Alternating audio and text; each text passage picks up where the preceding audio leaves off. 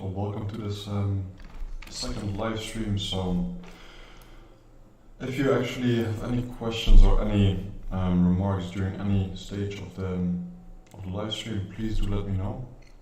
So like last week we basically started to talk about basically how to find out some of your purpose, right? So basically to get to know yourself and pose yourself difficult questions like what are your values, what are your priorities, what are some things that you've actually experienced in the past that might have actually had a life-changing impact on you. And so today we're actually going to look at something much more tangible. So basically we're going to look at physical health. And so basically if you look at the subdivision of the human individual, there are two main nodes. So like this week actually was able to find out how you can actually share your screen as well. So like now you can actually see where I'm actually pointing towards. And so we can basically see that last week we were talking about doing the right thing, so basically how to find out about your purpose. This week we're gonna dig into doing things right. And so that's basically efficiency. So basically using well-proven tactics that research or that common sense have shown to actually work well for you to optimize your health. And so basically if we subdivide the subject of health a bit further, we get the second photo, which is this one. So then if you basically zoom in, we basically see that within physical health, let me see if I can track this a bit. So within the domain of physical health, we can basically see a few subdivisions like sleep, movement, nourishment, hygiene, sexuality, and posture. And there are some things that actually can improve the functioning of the body overall. Like some other aspects like breathing exercises under emotional health, mindfulness, meditation, they're also having a positive effect on your physical health, just basically having your finances in order, as you could previously see in the overview. It will also enable you to have your physical health in a better shape because you will have less stress when you have your finances in order. But actually, the subdivision of finance we'll look into next week. And so, because any kind of categorization will be imperfect, we'll just focus on the main things that will improve your physical health.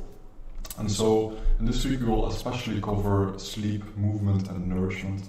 So movement being sports and moving around naturally throughout the day, and nourishment basically being the food that helps you flourish. Right? So it's a kind of specific definition. So we're not looking at just foods in general because some foods actually tear you down a bit and some foods help you flourish, and so therefore we're going to look at nourishing foods. And so, why do we actually also call it salutogenesis under health? Also, there's actually two ways of looking at health. There's the pathogenic model and there's the salutogenic model. So also, if you have at any moment have any questions about these, do let me know. So the pathogenic model basically looks at doing behaviors so that you prevent getting ill. So this is actually a very pessimistic view of health. So we only do things to avoid falling sick. So salutogenesis is basically the counterpart. Just like with, for example, psychology, it helps you from not being mentally ill to normal to zero. So from -10 to 0. And positive psychology helps you focus to getting from 0 to +10. Right? And so salutogenesis is exactly that. So it basically helps you to identify the patterns to make your life flourish in the health sense. So to actually have an abundance of energy and an abundance of fitness, flexibility, endurance, stamina, all the good main domains of health. And so basically by subdividing it into physical, mental, emotional, and spiritual, we can actually zoom into these different forms of health to basically optimize the small parts. And so, as usual, the whole will always be much more than the sum of its parts. But so by subdividing and actually optimizing the individual parts, you will see that the whole will actually, so you as a person, you as an individual will start to flourish more and more. And so 3 of those keystone habits that are sometimes coined keystone habits are sleep, movement, and nourishment. And so what does the cell development area actually imply with keystone habits? Well, these are habits that basically once you have them will have a lot of positive ripple effects in your life. Because for example, if you do exercise, you will actually sleep better. If you sleep better, you actually will feel emotionally more balanced. If you feel emotionally more balanced, you actually like make better conversations, and actually you have less likelihood to lose your temper. If you do that, you have more social opportunities. With more social opportunities, you get more professional opportunities, and so on and so on. So it basically helps set the stage of you getting into a positive upward spiral. And so we all know how it feels to be in a downward spiral, most likely, and we also probably know how it feels to be in an upward spiral where things seem to flow more and more in your direction. Just as a small like check-in, is it possible for the viewers at hand to actually leave a comment or a question if they have any so far, just to also be able to double check if I can actually see the chat, something that wasn't actually possible for me last week, or I actually didn't learn how to just yet.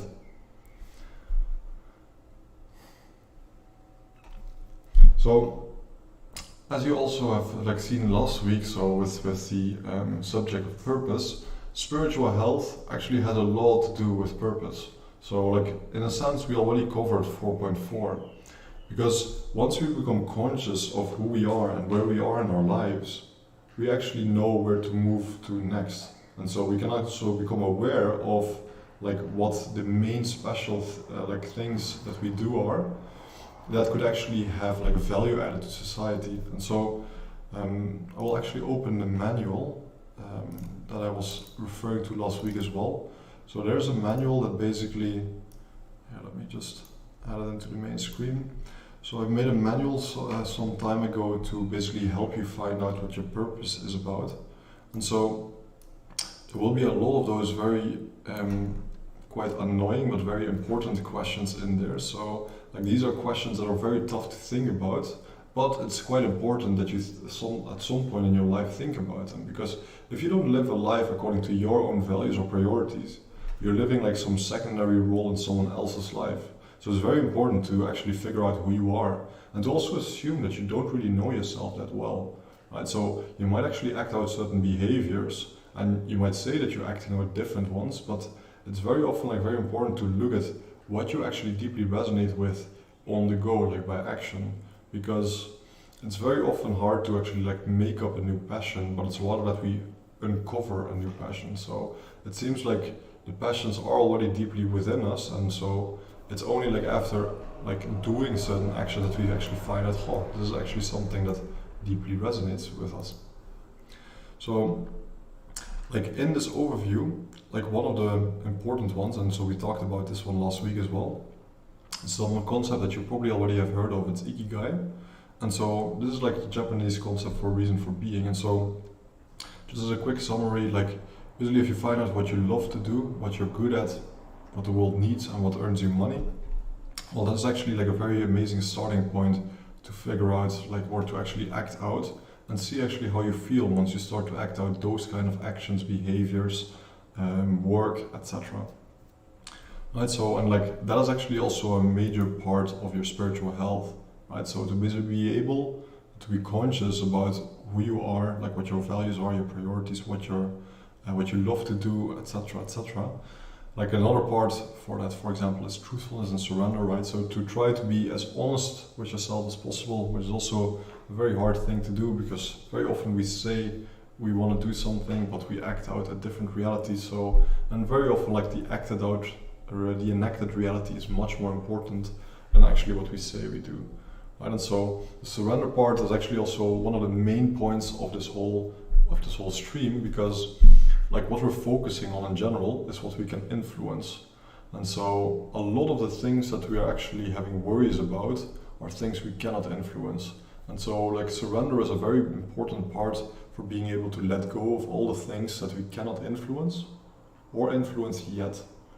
Because by focusing on our influence sphere, it actually tends to grow. Because by having a bigger network or by having more social, professional opportunities, we can actually also cover more of our worry sphere, right? And so, but in the beginning, it's very important to focus on what we can actually influence. First of all, because it feels like very empowering, and because we actually can do something about it, right? And so, like a very obvious starting point, therefore, again, is our sleep, movement, and nourishment. So, For the sleep domain, I actually at some point made a mind map with all kinds of different tactics on how to improve your sleep quality. So I'll just open that one up.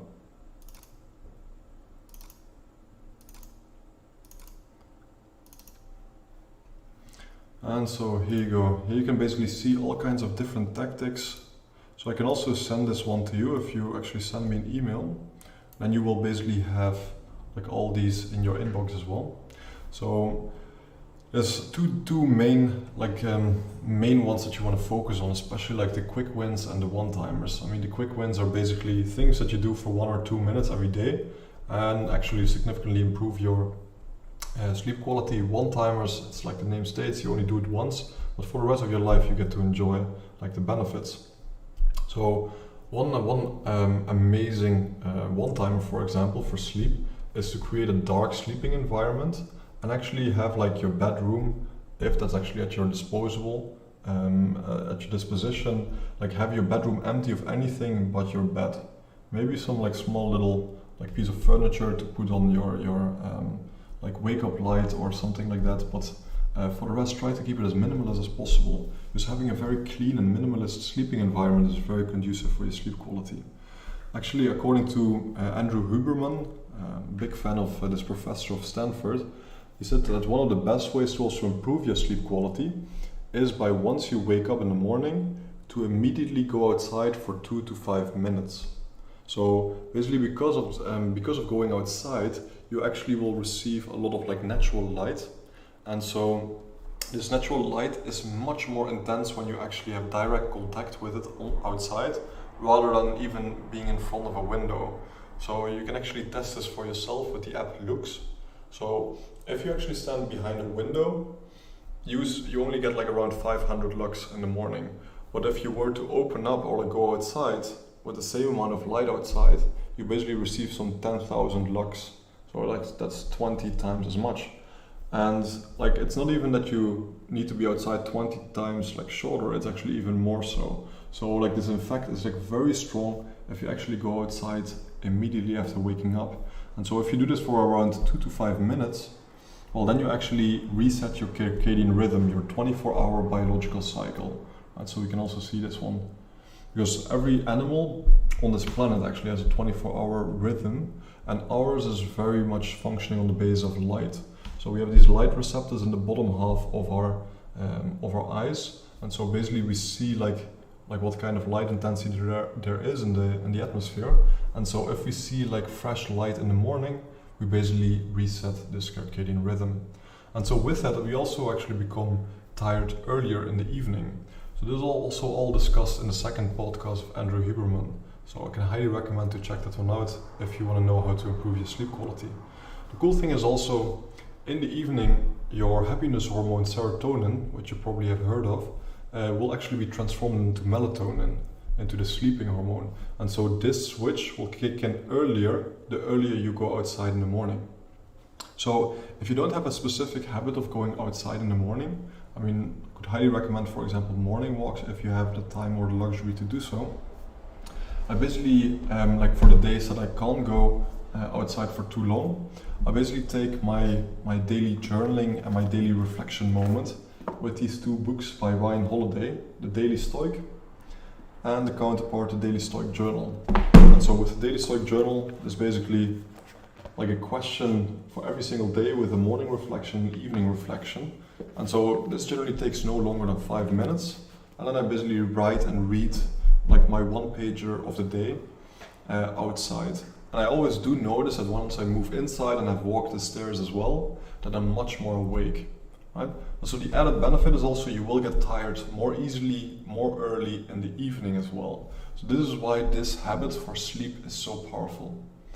Right? So like other habits that you can actually like strongly use for improving your sleep quality is, for example, like a wind down ritual. So in the evening, so basically like one important part is, for example, like turning off your technology 1 hour before going to bed. So another one actually is cooling off your body before bed, because as you go to bed, your body naturally starts to cool down.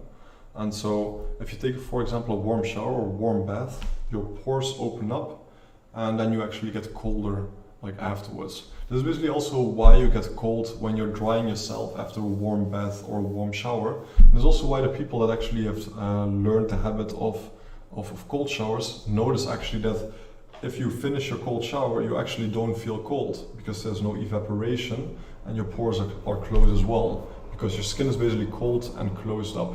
So it's actually a very big advantage of cold showers. But so these are mostly positive in the morning, because in the evening we don't need that stress impulse. It's actually harmful for melatonin production. So other habits include reading, yoga, going for a walk, etc., etc. So basically all kinds of habits that calm you down. And especially like the turning off technology is very, very important, because what you basically do is you close down a lot of like potential triggers that actually keep our mind in an active state, right? So once you close down the internet or like your technology in general, like the only thing that you still have around is like your physical environment. And so that's obviously much calmer than being like connected to the entirety of the internet and being able to see everything everywhere, right? So it's a very calming thing for your brain. And so obviously if you have a very tough time closing off your technology, you can actually implement some radical solutions. So for example, if you want to close down your browsers, like there's an extension called Stay Focused, or the Freedom extension, that will actually like close down your browser after a certain time. If you want to go like more hardcore on this, you can actually also put a time switch on your router for your internet. Right, so like let's say at 10 in the evening you want to switch down your router. I mean, I wouldn't recommend it if you play video games, because like stopping mid-game can induce quite some frustration. But so especially if you're a binge watcher that doesn't stop watching any episodes in the evening, you can basically put a time switch on either like your TV or your router, so you basically get interrupted when you're watching your 4th or your 5th episode in a row, and you actually like realize, I might actually want to go to bed. So even though also these like little hacks can have like workarounds, right? So like if you, for example, have the Stay Focused extension on your browser, you can still go to another browser, but you will notice like 50, 60%, maybe 30% of the days, you will actually immediately go to bed. And so it's all about having these 1 or 2% improvements every single day. So actually like being 30% more likely to go to bed on time actually is a major difference. Right? So that's actually a very nice one-timer you can actually instill in order to also trigger your evening routine, right? Because then turning off your technology is basically the first step of whatever evening routine you have. And so basically brushing your teeth, maybe going outside, maybe reading your, like a book for a bit, can then actually like smooth you into like the rhythm of going to bed, right? And so generally like once you then hit the hay, you basically will fall asleep quite fast. So other habits for like the sleep domain include, well, the lighting. So there's a lot of like bad rep for the blue light, and so especially like blue light has a high light intensity. So it's not only that blue light is bad before bed, but any kind of like intense light is actually quite harmful. It was actually very interesting to also get to learn from Andrew Huberman that a certain punishment system kicks into your brain if you see bright light after late hours. So it will actually suppress any kind of dopamine release. And so, I mean, for me, that explained a lot, because as I was playing video games late at night, it never gave me like a full deep sense of satisfaction as much as it would have like during the day or like in the evening, let's say. Like, so in the middle of the night, you tend to actually have a punishment system activated if you're still awake. And this is basically to also like push you into like synergizing with your own nature, so to speak. Right? And so having blue light filters therefore is quite useful in the evening. In the morning, don't have any blue light filters, right? Like you actually want to have like very intense light in your eyes in the morning to reset your circadian rhythm. So a very nice one-timer here is, for example, the program FLux. You can download this from their website, and so this will actually automatically adjust the light intensity of your screen. I can actually show you a preview. So basically here, this is what it will look like at night, and then this is again like what it looks like during the day. So basically it tracks and automatically also adjusts according to the seasons, like when we should actually have like a light or a dark screen. And so this is also again like a minor improvement. I mean, it's maybe like a 1% improvement of your melatonin level. Actually, haven't looked at any data, so please don't take my word on that statistic. But it does improve your sleep quality by a tad bit.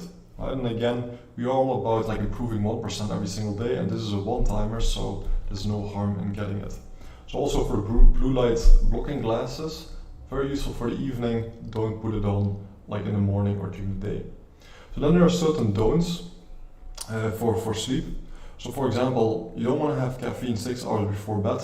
Like the average half-life of caffeine, at least for the average person, is around 6 hours. This can widely differ. It's between 2 to 24 hours as the usual range. So it vastly differs. And so caffeine is one of those things like you want to try it for yourself. For some, it just doesn't work that much, and for some, it works very, very intensely. So then it's actually recommended to not drink it after 12, like after noon, because the half-life can take a very long time. So to still have active caffeine in your blood.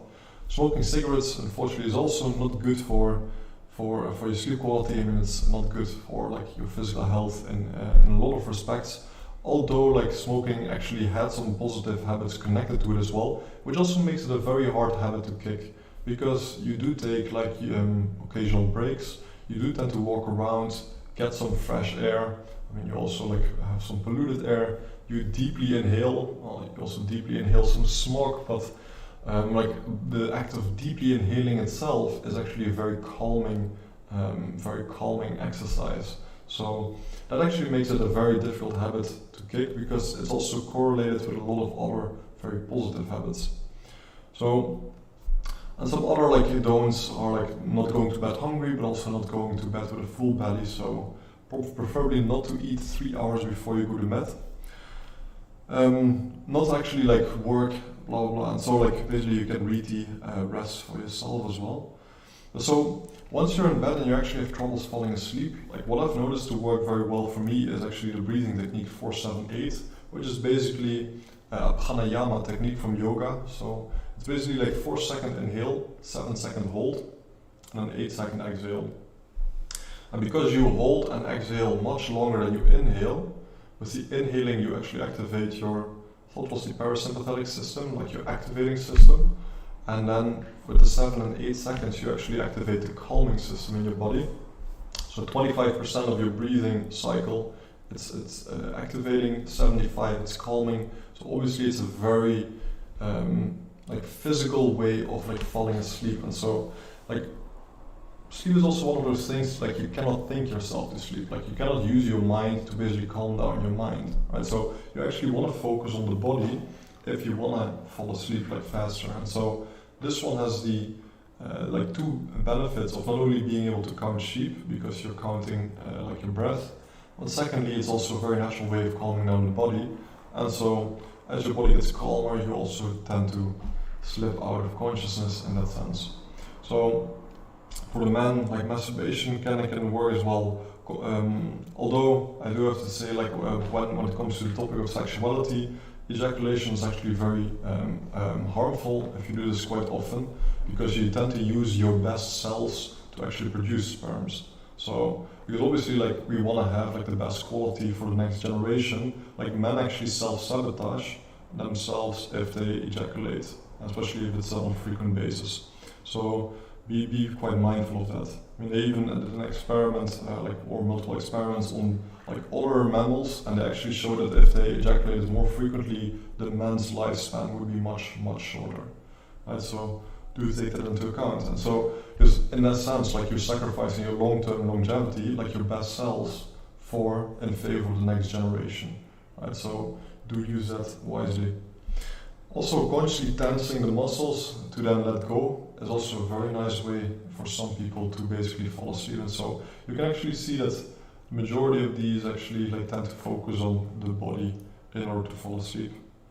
So then actually for during the sleep, like you basically want to have a minimized sleeping environment, right? And so that's the trigger minimization, it's a one-timer. Dark room, also a one-timer, like try to make it as dark as possible because that's very conducive for sleep. Then for the air quality, between 40 to 60% air humidity is the best level.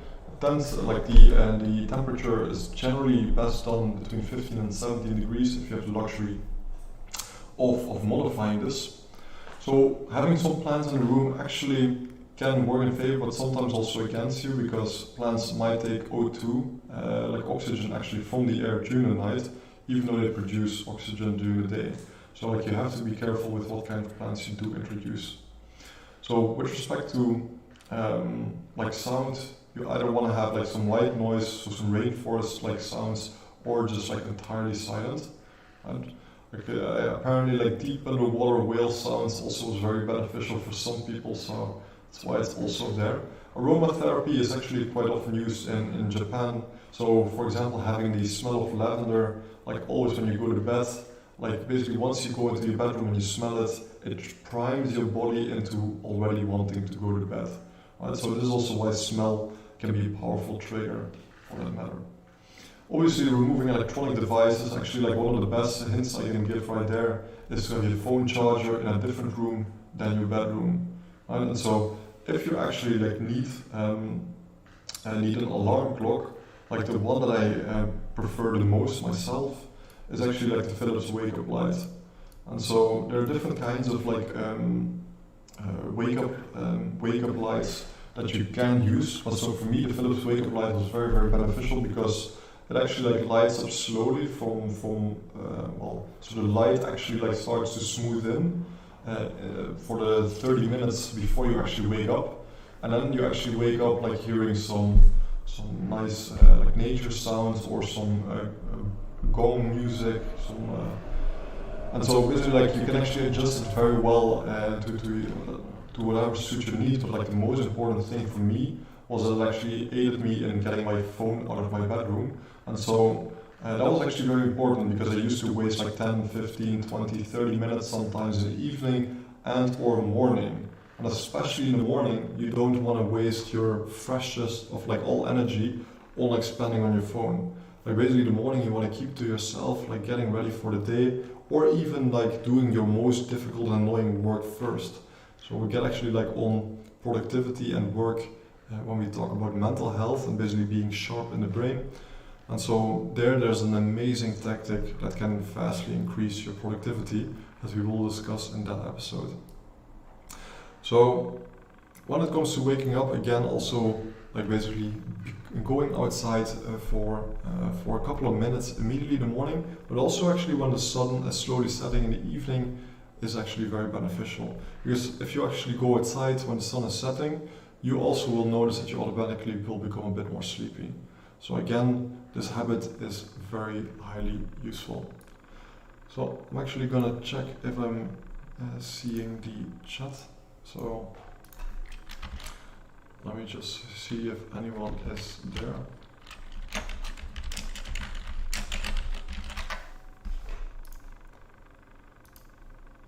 Alright, so then when it comes to movement, let me just move this one a bit.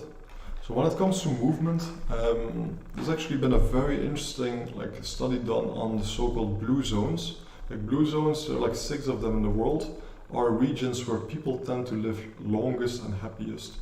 And they have like certain elements of, I can also just actually open the platform myself. So they actually identified 9 patterns, so 9 habits or whatever you want to call it, that tend to actually be similar across all these 6 regions. And so one is actually to move around naturally. So 3 are social, and since we're highly social creatures, actually shouldn't be too much of a surprise. Sorry. So I can highly recommend actually looking into this a bit more, because this is also where the majority, at least the highest rate of people that turn at least 100 in a healthy manner actually happen to be. So it's the place of the longest lived humans basically. And so one of the main habits here is to move around naturally. And so for a very long time in the West, we actually thought that that doing exercise, like medium to high intensity exercise for 150 minutes a week was very beneficial for your health. And even though it definitely has some benefits, what is apparently much more beneficial is to move naturally around throughout the day. Right? Because we have a very sedentary lifestyle, and actually sitting down is relatively bad for posture because it's very hard to continuously tense your abs and keep your back straight when you're sitting down. And so, especially when you sit down for a prolonged amount of time, it also gets your body into a passive state of mind. Right? And so you also notice this when you're actually sitting for too long. You just tend to get drowsy, especially if it's warm and comfortable, and you tend to lose your focus.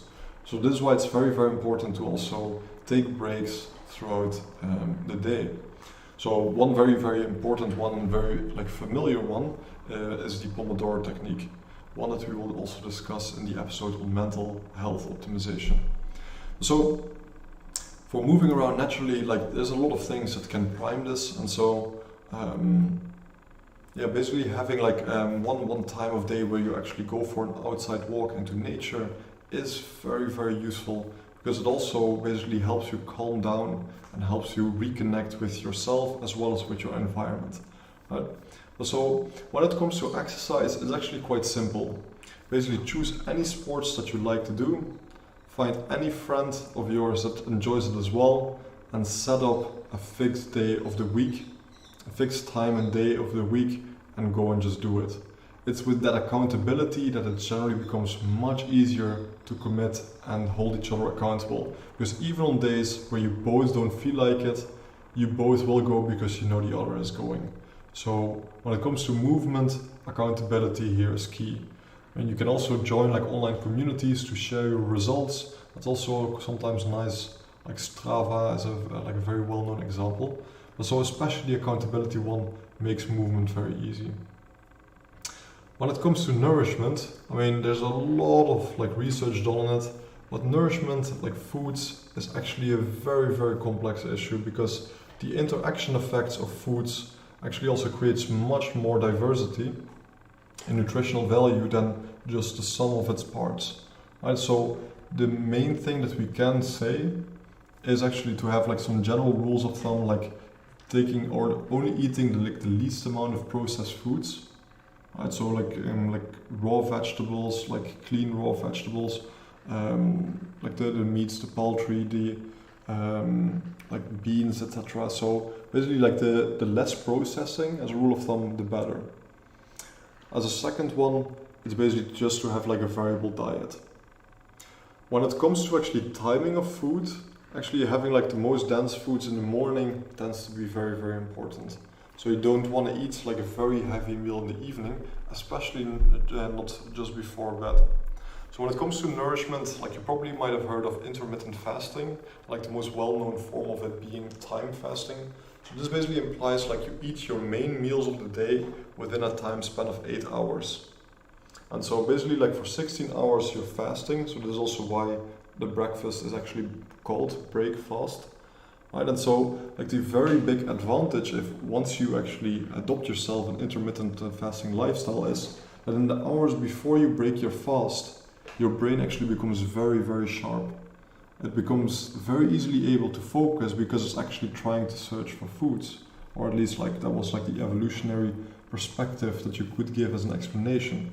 And so therefore, if you actually do your most important or your most difficult or your most enjoyable work just before you break your fast, you actually tend to improve your productivity and or performance quite substantially.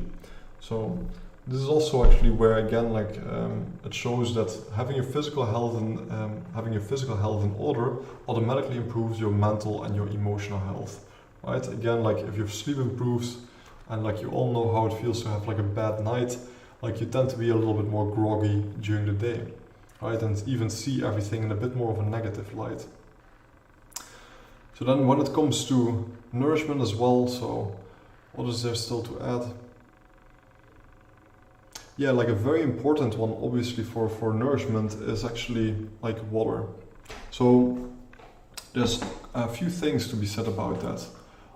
One habit I really enjoy, and it's one of those quick wins, is to put a big glass of water next to my bed before I go to bed. Because then in the morning when I wake up, I immediately have 1 or 2 big glasses of water. And so as you dehydrate quite substantially in those 8 hours of sleep that you, on average, I hope you're getting, like rehydrating yourself is a very good way to basically wake up your body as well, and to basically let all your liquids flow again, because obviously the less liquid, the slower it tends to flow. And so it's a very nice way to help wake up your body. And immediately get in half a liter of water to already like fulfill like a quarter of your daily recommendation. So another very nice like one-timer is basically to have like some jugs of water. Like I personally have like one to refill my Brita and then the Brita itself. So this is like a water filter. So I generally have like 2 liters of water next to me. And so because I see it like during the day, like throughout my work, it actually like it's very easy and very common that I pour myself a glass of water and make sure that I at least get my recommended 2 liters of water a day. And so like drinking water is one of those obvious habits everyone knows about, but it takes consistent practice to basically also live it. And so, I mean, I'm not sure if we talked about this one last week, but in Buddhism there's actually 3 forms of wisdom that they refer to. And so like one is devotional, so blindly accepting by faith. One is intellectual wisdom, knowing why something actually is useful. But their highest form considered of wisdom is experiential wisdom. So basically once you live it and once you act it out. And so just like with any of these habits, you only know how it feels like if you actually like do it, right? And so therefore like with sleep, movement, nourishment, it's so important that you actually live them out to actually see how amazing your body and your mind and your emotions can feel once you live these proper keystone habits. So I'm gonna assume that again the chat is not properly functioning at the moment. So again, if at any point in time like you're basically having any questions, please do let me know.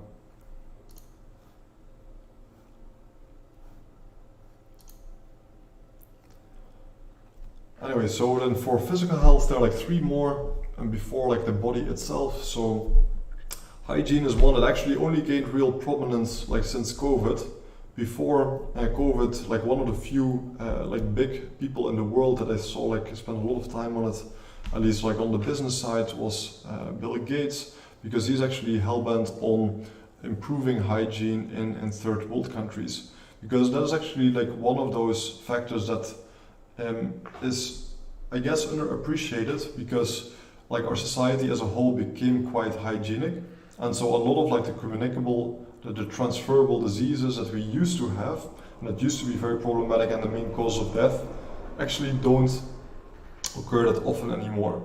So I think with hygiene there's a lot of like commonsensical themes and habits that you can do, like taking showers, like washing your hands, basically like sneezing in your elbow. I mean, like we all have seen it throughout COVID. So I think that's actually quite an obvious one. With sexuality, this is actually a subject I didn't explore too much myself just yet. Like one of the few things I actually came to know last year after like reading up a little bit about it is that men can also apparently be multi-orgasmic, that apparently orgasm and ejaculation are 2 separate systems, and once you can separate these 2, you can actually like experience more and more intense levels of sexual activity. And so I think I can highly recommend like looking up more information about that, because obviously sex already feels very amazing and meaningful, and especially like if the connection with the other person is deep and sincere. Also, obviously if you know what you really enjoy, if you can communicate about that, and if you even like know like certain spots that are amazing triggers, then obviously the experience will only be better. So when it comes to posture, there's actually one nice one-timer I know for posture, which is the Upright Go, which is basically like a small little tool. I can also share this on the screen.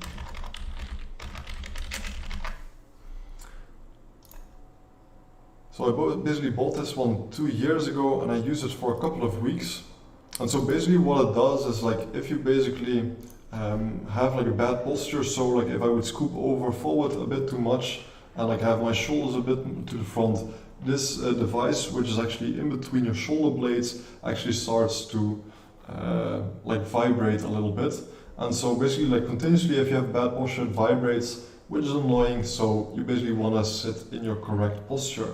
So it's a very nice way of continuously like getting triggered once you decrease the quality of your posture, and thereby immediately like being primed to sit upright. For that reason, the upright go. So that was actually a very nice one-timer on the posture area. So actually having a straight up posture is very, very important, especially as we age, because otherwise, for example, the soft matter in between your vertebra will actually erode faster, and you actually have much more chance of getting chronic back pain in the long term. Right, so in general, also having correct posture while you're doing exercise. I mean, I think anyone who's ever hit the gym knows it is very important, especially for the lower back, because injuries are very, very common right there. Alright, so let me see if there's any questions at this stage. I don't see that there are any questions at this moment. Then, did anyone have any questions regarding last week's live stream? Well, with 0 viewers, that's actually very hard to get some engagement going, so I guess we can like keep it there for physical health for this week. So perhaps maybe one more thing when it comes to physical health that has been very, very useful and very important. Like this is breathing. Like, and I know it's actually written down under emotional health, but breathing is such an amazing way of basically getting back and basically like feeling into your own body and feeling into your own mind. It's a very powerful anchor to get back into the moment. And so especially like the habit of nose breathing is very important, because the nose is not only like your first filter, like your first barrier of filtering out viruses and polluted particles, it also helps you calm down. Like nose breathing is actually calming, mouth breathing is activating. There's also when you're out of breath, you tend to actually breathe much more via the mouth. What's also cool is with the nose you can actually also even more powerfully calm yourself if you would double inhale and then exhale. So basically, this is also one quick trick that Andrew Huberman explained, which is actually one of the fastest way to calm yourself down. I mean, also basically when someone is hyperventilating, we always say like focus on the breath, like just inhale slowly, exhale slowly. Right, so especially if you exhale slower for a longer period of time than you inhale, your body tends to calm down quite rapidly. And so also for the opposite, if you inhale longer than you exhale, and this is sometimes called Kundalini breathing or fire breathing or Wim Hof breathing from the Iceman, and this is actually an activating breath. Right, so this actually increases the amount of stress, and so like, stress is also a subject we will dig into like more at a later episode, because it often gets a very bad rap, but stress is also quite necessary, as we will see. So breathing is a very, very powerful way of actually like getting back to yourself and calming down your body and your mind. Then maybe one last one to finish off, when it came to water, because like my colleague from Bronze Green actually gave a very interesting perspective when it came to water, namely intermittent drinking of water. So basically, if you don't decrease the frequency of the volume of water, but you decrease the frequency in which you drink water. So if, let's say, you only drink like your main body of water in like a 2-hour period of the day, you actually increase your dopamine levels and even your oxytocin levels markedly. And especially the latter one was very surprising to me, because for me oxytocin is basically the love hormone, right? So the one that you feel when you're cuddling someone. And so apparently like oxytocin increases in mammals when they're very thirsty because of the water pool. Namely, like in the savannah, when you see zebras going to the water pool and like lions going to the water pool, lions will very rarely attack zebras right there and then. And most likely this is one of the reasons why why this doesn't happen. Because basically, if lions were always like just preying on zebras at the water pool itself, then actually like zebras would like not go there anymore, but then actually starve of dehydration, and basically lions would suffer from that as well. I mean, you actually can see like crocodiles don't care. I mean, like it's a reptile, it still dragged the zebra in there right there and then. But so apparently for mammals, if you decrease the frequency of intake of water, you actually tend to increase your dopamine and oxytocin levels. Very interesting to have gotten to know that one. So that's actually the last one I want to close off with. So that sense, like intermittent living is actually much broader than just the intermittent fasting for eating. Even like intermittent blinking is actually useful for focus and attention. This is also one that we're going to dig into during the mental health. It's also one that Andrew Huberman explained quite well in his first podcast. So as you already have heard me affirm like multiple times, I mean, especially when it comes to physical health, he is an amazing professor and researcher to check out. And you can immediately like feel when he's explaining something that he did his like research and he read like a lot of papers to support his claims as well. So I can highly recommend checking him out. Anyway, for now, thank you very much for participating and viewing this live stream. And if there are any questions at any point, do not hesitate to send a message or a question or an email. And I can also basically share with you the sources of this